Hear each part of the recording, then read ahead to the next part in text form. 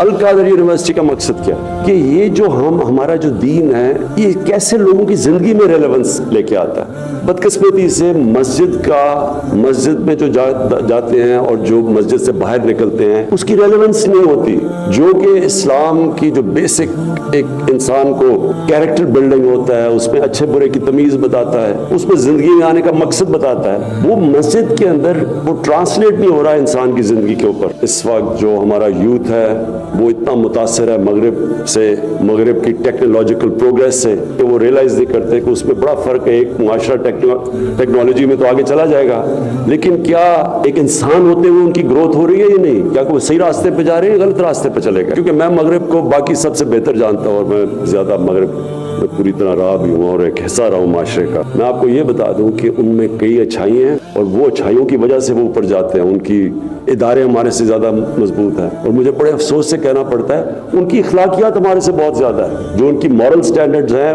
اور مورالٹی میں وہ نہیں بات کر رہا کہ میں صرف ان کی سچائی کی بات کر رہا ہوں. محنت تعلیم اس میں ہمارے سے زیادہ آگے نکل گئے, لیکن جو ان کی تباہی ہے وہ ان کے فیملی سسٹم کے اندر ہے, اور فیملی سسٹم ہوتا ہی اس کا تعلق دین کے ساتھ ہے. یہ کسی نے کہنا کہ جی آج کل اگر وہ فیملی سسٹم جا رہا ہے تو یہ ماڈرنٹی ہے, اس کا ماڈرنٹی سے کوئی تعلق نہیں ہے. وہ حضرت لوط علیہ السلام کے زمانے میں بھی وہ تو پرانا زمانہ تھا لیکن وہ تباہ ہوا. ان کی مورالٹی جب ان کا جو فیملی سسٹم سارا کریش ہوا تو معاشرہ گیا, اور جب مورل سسٹم تباہ ہوتا ہے تب بھی ایک معاشرہ چلا جاتا ہے. اسلام میں جو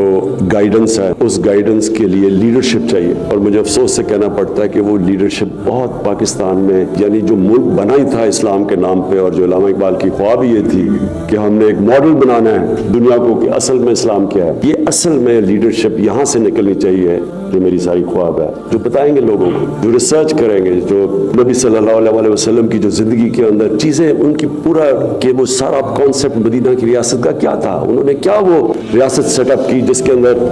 کون سے وہ پرنسپلز تھے, وہ ایٹرنل پرنسپلز تھے ہمیشہ کے لیے انہوں نے سیٹ کیے جس نے قوم کو اٹھا دیا.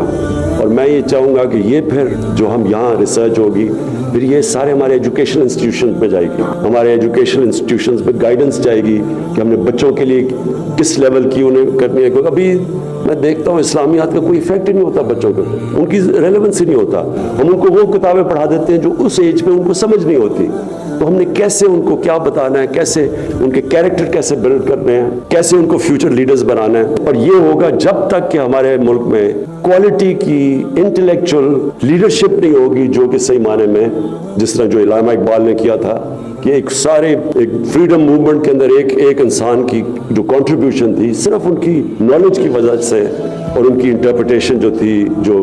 قرآن شریف میں سے, اور ان کی جو بلکہ ان کی ساری شاعری قرآن شریف میں سے. آپ اگر ان کی شاعری پڑھیں اس کی کوئی نہ کوئی قرآن کی آیت کے اس کے وہ شعر کے پیچھے آپ چلے جائیں تو کوئی ریلیونس ہے. تو اس طرح کی انشاءاللہ یہاں میری سوچ ہے.